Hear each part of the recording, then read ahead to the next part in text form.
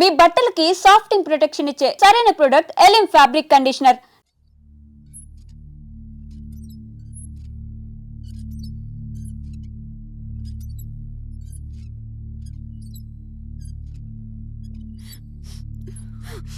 జానకి ఇంకెక్కడుంది?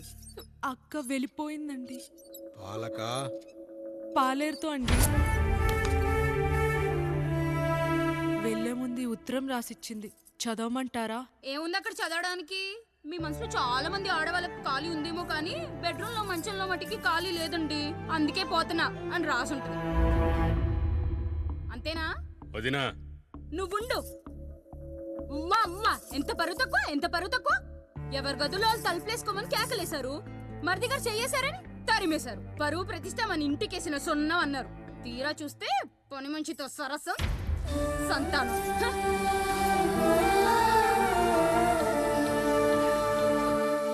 పని చేయించుకొని డబ్బులు ఇవ్వాలి గాని బిడ్డల్నిస్తారని నేనెక్కడా వినలేదమ్మా ఈ చోద్యం. ఇంక మీరు ఆపుతారా? మీరేంట్రా ఏం మాట్లాడరు? ఏం మాట్లాడాలమ్మా? తమ్ముడు తప్పు చేశాడని పట్టుకుని కొట్టారు. అదే తప్పు ఆయన గారు చేస్తే మాత్రం ఆయన ఒక్క మాట కూడా అనకూడదా? అంటే అమ్మా, రేపెప్పుడైనా మాకు కూడా ఇంకో ఫ్యామిలీ పెట్టుకోవాలని కోరిక కలిగినప్పుడు అప్పుడు నువ్వు చేసిన పనే మేము చేసావు నాన్న అని చెప్పడానికైనా ఇప్పుడు మాట్లాడాలి కదమ్మా. కావాలనుకున్నప్పుడల్లా అమ్మని తెచ్చుకున్న ఆయనకి తమ్ముడికో ఆడతోడు కావాలని తెలీదా? రోజు బట్టలపి స్నానం చేస్తాడు కదా. తమ్ముడు బాగా ఎదిగాడని అర్థం కాలేదా? పని మనిషితో ఆయన చేస్తే శృంగారం, ఆవిడ కూతురుతో నేను చేస్తే వ్యభిచారమా?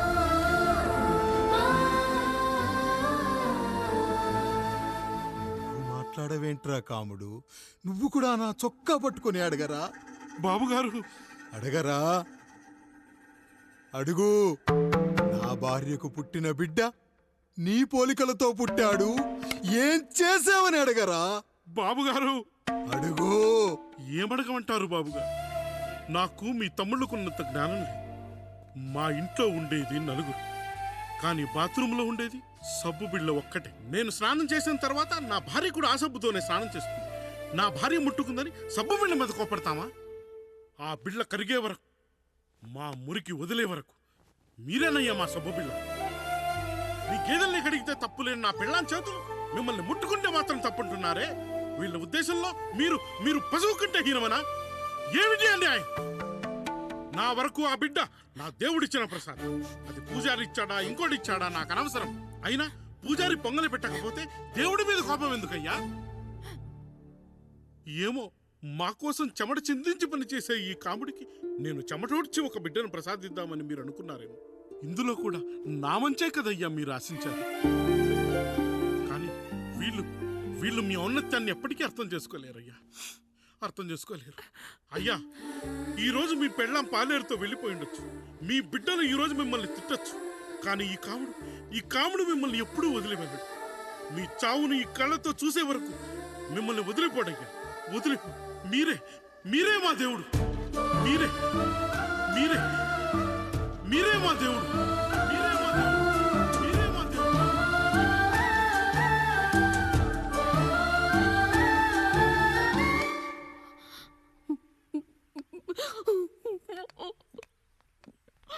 చిన్నయ్య కాఫీ.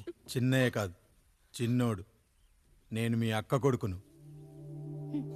నువ్వెందుకు ఏడుస్తున్నావమ్మా? చిన్నోడా, పెద్దయ్య గురించి అలా మాట్లాడకయ్యా. పెద్ద మనిషి, డబ్బుంటే గుడి కట్టాలి, బడి కట్టాలి. వెళ్ళిన చోటల్లా కనిపించిన దానికల్లా బిడ్డలు నెచ్చుకుంటూ పోరు. ప్రతి ఊళ్ళో చెట్లు నాటించడానికి వాడేమన్నా అశోకుడా? గుప్పెడంత ఉల్లిని కోస్తేనే కన్నీళ్ళు వస్తాయి.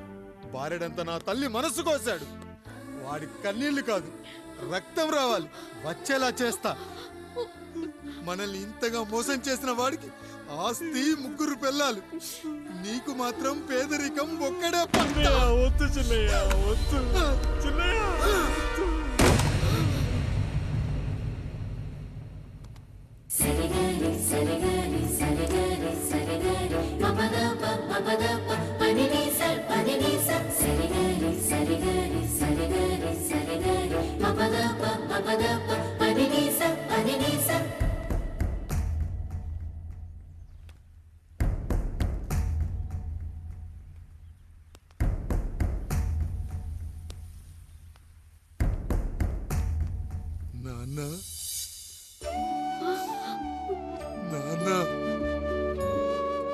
బాబుగారు బాబుగారు కాదు నాన్న, నేను నీ బాబు నాన్న. మీరు మా పెద్దయ్య బిడ్డ కదయ్యా. కష్టపడి రైతు దుక్కి దున్ని కోత కోస్తే విత్తనాల ఫ్యాక్టరీ వాడొచ్చి ఈ పంట నాది అంటే ఒప్పుకుంటావా నాన్న? ఈ భూమి నీది, ఈ పంట నీది. నేను నీ బిడ్డను నాన్న, నీ బిడ్డను. కానీ ఆ రూపం, ఈ ముఖం ఒక్కటే వాడిది నాన్న. కింద బాడీ చూడు, ఇద్దరం ఒకేలా లేవు. నేను నీ బిడ్డను నాన్న. బాబు నాన్న, బాబు నాన్న, ఒక్కసారి నన్ను ఎత్తుకో నాన్న.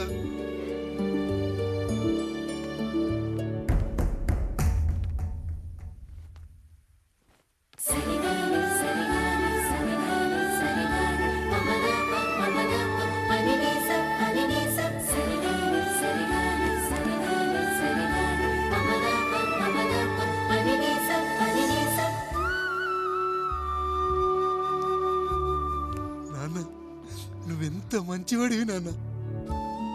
ఒకడు వాడిన టూత్ బ్రష్నే ఎవ్వడూ చేత్తో పట్టుకోడు. అలాంటిది నువ్వు నోట్లో పెట్టుకొని తిరుగుతున్నావు. అమ్మ ఎంత అదృష్టవంతురాలు నాన్న, ఎంత అదృష్టవంతురాలు. చాలు బాబు, ఇది చాలు. చాలదు నాన్న, ఆ రాయుడు లెక్కేంటో తేలుస్తా. మన కుటుంబాన్ని ఇంత క్షోభ పెట్టిన ఆ రాయుడిని వదలనానా, వదలా. వాడంతేదో చూస్తా.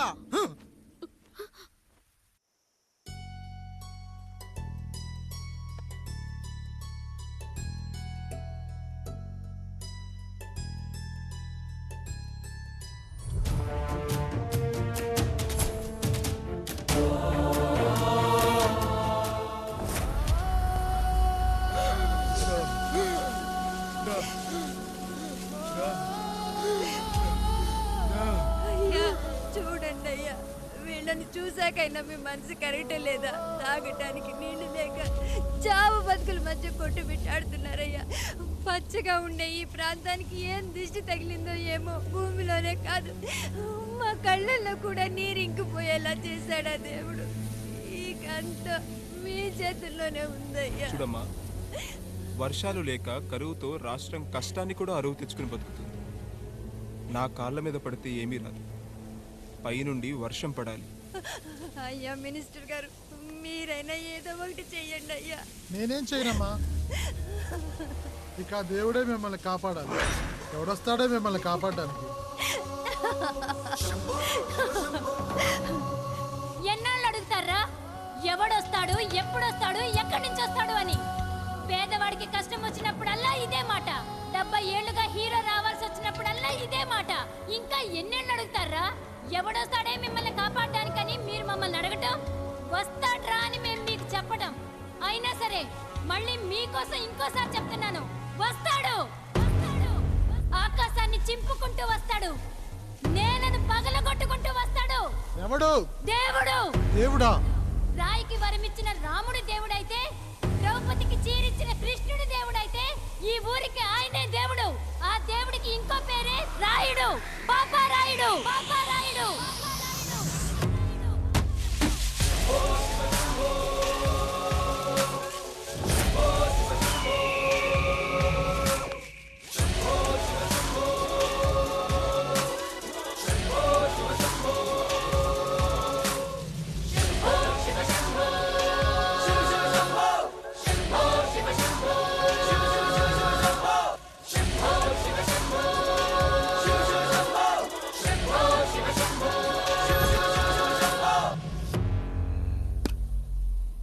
ఏంటి సమస్య? అయ్యా, ఊరికి కరువు వచ్చిందయ్యా. అదిగో ఆ నలుగురు దాహంతో చనిపోతున్నారయ్యా.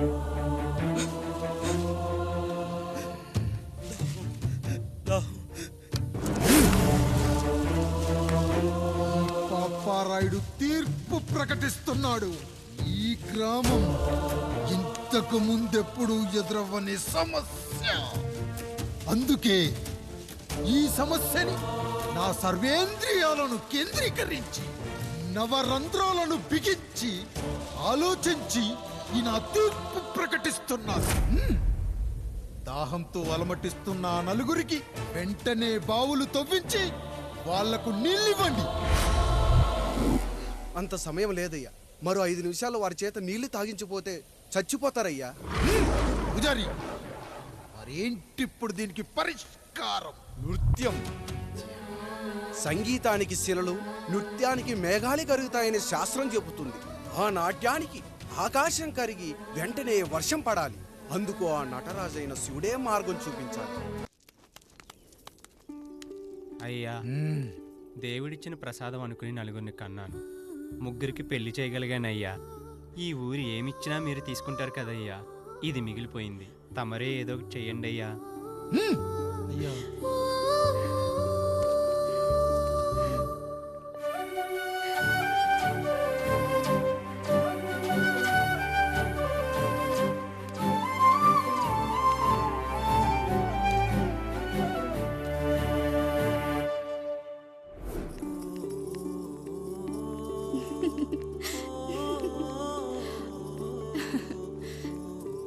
ఈ ఇల్లు, ఆస్తి, ఇంత గొప్ప భర్త, పిల్లలు, చాలా ఆనందంగా ఉందండి.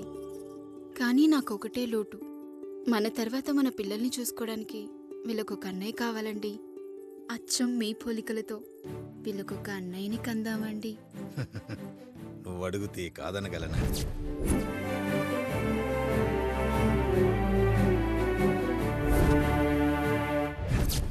నానా, రాయుడెక్కడా? ఇప్పుడే వస్తున్నాను నాన్న.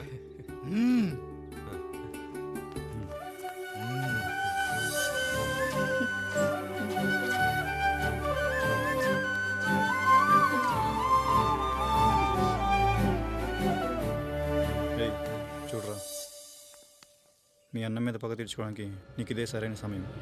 పర్లేదంటావా? ఏం పర్వాలేదు. అయ్యా, ఎరా రంగా, ఏం కావాలో అడగరా. నీకంటూ ఏమి ఇవ్వలేదు, నువ్వు ఏమి అడగలేదు. చెప్పరా. మా అన్నకు నాకు పడట్లేదయ్యా. తోడ పుట్టినవాడని చాలా సహించాను. అడ్డమైన దానాలు చేసి ఆస్తి మొత్తం పోగొట్టాడు. ఇప్పుడేం కావాలరా? కొద్దిగా ఈ కత్తి తీసుకొని వాడిని చంపి పెట్టండి అయ్యా.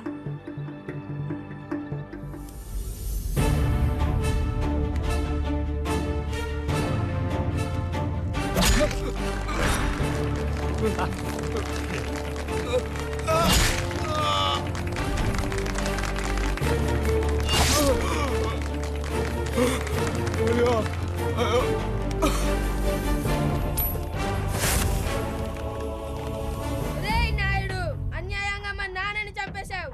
గుర్తుంచుకో, ఈ నాయుడి కొడుకు నీ కుటుంబం పాలిట సైనికుడిగా మారబోతున్నాడు.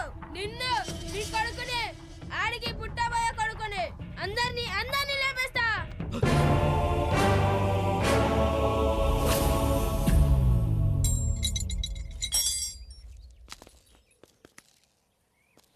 ఏం జరిగింది? మీరు హత్య చేసినట్టు ఇప్పుడే సమాచారం అందింది. తగిన సాక్ష్యాధారాలు పరిశీలించిన పిమ్మట మీకు యావజ్జీవ కారాగార శిక్ష, 2000 రూపాయల జరిమానా విధిస్తూ అరెస్ట్ చేస్తున్నాం. అయ్యగారు నా కోసం చేసిన త్యాగాన్ని హత్య అంటుందా మీ చట్టం? ఇదెక్కడ న్యాయం? మనిషికి ఇచ్చిన మాట నిలబెట్టుకుంటే అరెస్ట్ చేస్తారా? ఏ దేశంలో ఉంది చట్టం? నన్ను ఏం చేయమంటారు రాయుడు గారు? 9వ తరగతి చదివి ఊర్లో గాలికి తిరుగుతున్న నన్ను మీ మనిషి ఒకడు పోలీస్ స్టేషన్లో ఉండాలని నన్ను ఎస్ఐన్ చేశారు.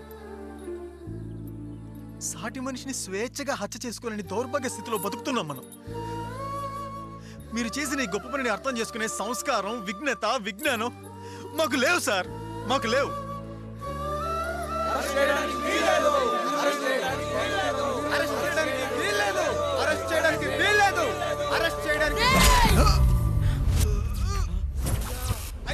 నాయుడు గారు,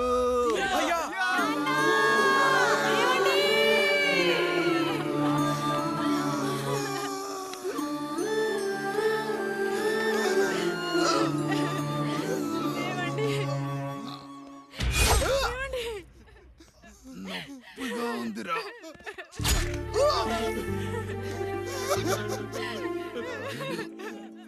సుధా, నేను లేకుండా ఎలా ఉండగా? పర్వాలేదండి, బిడ్డలతో నేను ఉండిపోతాను. అయ్యో, ఈ పాడు సమాజం నిన్ను మనశ్శాంతిగా బతకనివ్వదు. ఇంత ఇంతమంది పిల్లల్ని చూసుకుంటూ భర్త లేకుండా ఎలా బతకగలం?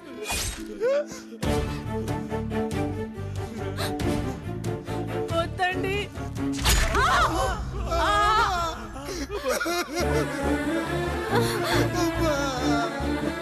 రాయుడు, బిడ్డలు జాగ్రత్త. ఈ రోజు నుంచి వీళ్ళంతా నీ తమ్ముళ్ళు చెల్లెళ్ళు కాదు, నీ బిడ్డలు.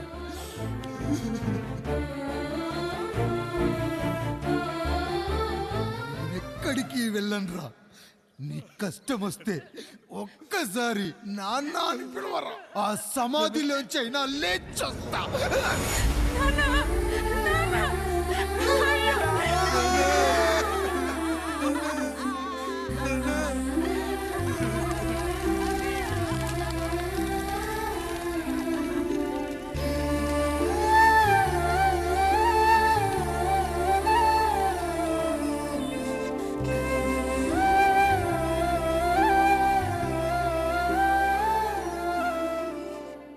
ఇందు మూలంగా 50 మందికి తెలియజేయనిదేమనగా ఊరికి కొత్తగా వచ్చిన యాండ్రాయిడ్ తన తండ్రి పెదరాయుడు అని ఆస్తిలో వాటా పంచమని రచ్చబండిని ఆశ్రయించడం వలన గ్రామ పెద్దలందరూ రేపు 11 గంటలకు రాయుడు గారి ఇంటికి రావాల్సిందిగా కోరుచున్నాము.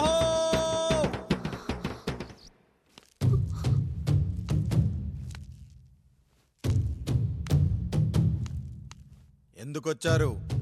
తన తాత పాపారాయుడు గారు ఆస్తి తనకు కూడా కావాలంటూ పంచాయతీలో ఫిర్యాదు చేశాడయ్యా.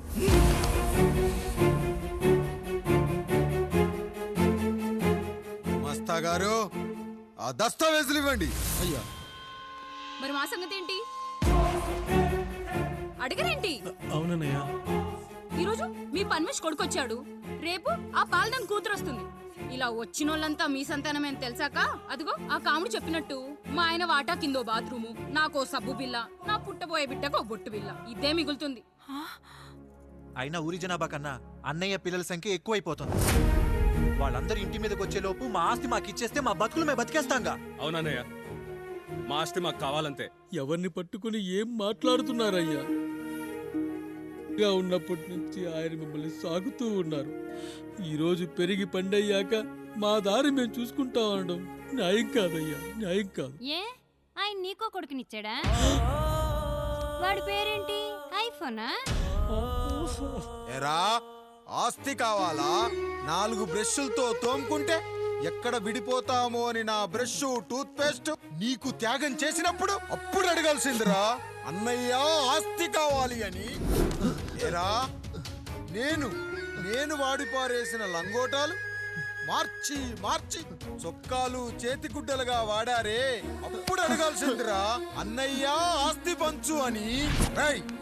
నువ్వు 6 నెలల పసిగందుగా ఉన్నప్పుడు పాల కోసం ఏడుస్తుంటే నిన్ను తీసుకెళ్లి పసుల దొడ్లో కట్టేశానే, అప్పుడు అడగాల్సిందిరా, అన్నయ్య నాకు ఆస్తి కావాలి అని. మా తండ్రి గారు పాపారాయుడు పోలికలు నాకు, నా పోలికలు ఆండ్రాయిడ్కి. అసలు మా కుటుంబంలో ఏ పోలికలు లేని మీకు ఎందుకు ఇవ్వాలరా ఆస్తి? ఆస్తి లేదు, గీస్తి లేదు. Get out, get out, get out, get out, get out, get out అని నేను అనొచ్చు, కానీ అనగలనట్రా? అనలేను. ఎందుకంటే మీరంతా నా తమ్ముళ్ళు, నా చెల్లెళ్ళు. రక్తం తాగిన దోమ కూడా వెళ్ళేటప్పుడు కృతజ్ఞతగా ఏ మలేరియానో టైఫాయిడో వదిలి వెళ్తుంది. కానీ రక్తం పంచుకొని పుట్టిన మీరు ఈ అన్నయ్య కోసం ఆస్తి కూడా వదల్లేకపోతున్నారు కదరా. గుమస్తా గారు, నా యావదాస్తి నా తమ్ముళ్లకు చెల్లెళ్లకు వాళ్ళ పేర్ల మీద రాయండి. నాకు చిల్లి గవ్వ కూడా అక్కర్లేదు. ఇక ఈ ఇంటికి నాకు ఎటువంటి సంబంధం లేదు. లక్ష్మి, సావిత్రి, మీ చీరలు విప్పేయండి. ఇక్కడికి వచ్చేటప్పుడు ఏ చీరలు కట్టుకున్నారో వెళ్ళేటప్పుడు కూడా అదే చీరలు కట్టుకోండి.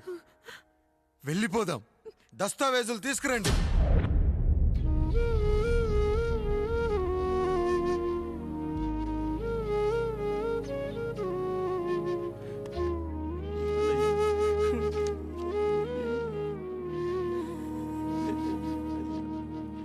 ఇక ఈ ఇంట్లో నా పేరు వినపడితే నా తమ్ముళ్ళు చెల్లెళ్ళు బాధపడతారయ్యా. ఈ ఇంట్లోనే కాదు, ఈ దస్తావేజులో కూడా నా పేరు ఉండకూడదు. నేను ఇక్కడ సంతకం పెట్టి వీళ్ళ మనసు నొప్పించలేను. అయ్యా మొత్తం వదిలేసి మీరెలా బతుకుతారయ్యా? ఎండకు నీడలా, వర్షానికి గొడుగులా నన్ను ఇన్నాళ్ళు కాపాడింది. కష్టాల్లో సుఖాల్లో నాకు తోడుగా నిలిచింది. నా నిజమైన ఆస్తిని, కుటుంబ గౌరవాన్ని కాపాడింది. ఇదేరా నా ఆస్తి, అంతస్తు. ఇదే మా నాన్నగారిచ్చిన లంగోట. బంగారం లాంటి తమ్ముళ్ళే లేనప్పుడు నాకు మాత్రం ఈ బట్టలెందుకురా?